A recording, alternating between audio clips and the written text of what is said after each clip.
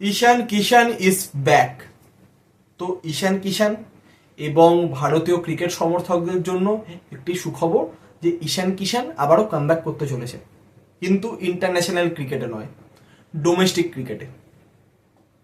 তো এবার যারা এই সিনারিওটা জানেন না যে কি ব্যাপার, তাদের জন্য ছোট করে একটু বলে দিই যে গত বছর বিসিসিআই ঈশান কিষানকে বলেছিল ডোমেস্টিক খেলতে, এবং সেই কথা উপেক্ষা করে বড়দাতে তিনি আইপিএল এর প্রিপারেশন করছিলেন, যে ভবিষ্যতে ইন্ডিয়ান ক্যাপ্টেন হওয়ার সম্ভাবনা যার ছিল হার্দিক পান্ডিয়া, যিনি এখন পুরো পিকচার থেকে আউট হয়ে গেছেন, ক্যাপ্টেন্সির পিকচার থেকে। তো তার সাথে তিনি বড়দাতে আইপিএল এর জন্য ট্রেনিং করছিল। তো সেইখানেই চটে গেছিল বিসিসিআই। সেই দিকটা সিলেক্টর অজিত আগারকারের একদমই পছন্দ হয়নি। তো তারপরে সিরিজ থেকেই তিনি টোটালি ড্রপড, কোনো রকম তার চিহ্ন খুঁজে পাওয়া যাচ্ছিল না।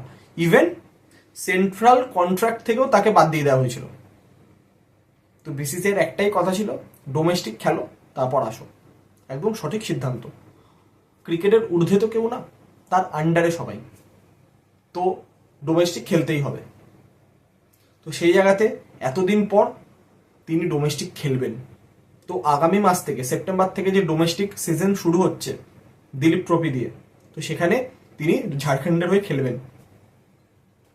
তার মানে এটা প্রমাণিত যে বিসিসিআই চাপে পড়েই তাকে খেলতে বাধ্য হলো তিনি।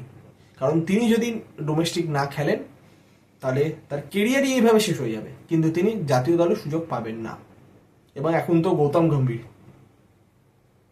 তো তিনি তো শ্রীলঙ্কার টি-20 সিরিজের পর প্লেয়ারদেরকে ডিরেক্ট বলে দিলেন যে তোমরা যখন বাংলাদেশ সিরিজ খেলতে আসবে ফিটনেস লেভেল যেন সেম থাকে। মানে তিনি এইসব দিকে তিনি এতটাই নজর দিচ্ছেন। তো সেই গাতে ডোমেস্টিক খেলবে না, তো ঈশান কিষান সুযোগ পাবে না। তো ঈশান কিষান ফ্যানদের জন্য অত্যন্ত সুখবর যে তিনি ঝাড়খণ্ডের হয়ে ডোমেস্টিক খেলবেন। কারণ বিসিসিআই এই ক্ষেত্রে শ্রেয়াস আয়ারকেও ছাড়েনি, ঈশান কিষানকেও ছাড়েনি। ঈশান কিষান ওয়ানডেতে 200 করার পরও তাকে ড্রপ করানো হয়েছে। তো আমরা সকলে আশা করব ঈশান কিষান ডোমেস্টিক সিজন এই বছর খুব ভালো খেলবেন এবং তিনি আবারও ভারতীয় দলে কামব্যাক করবেন।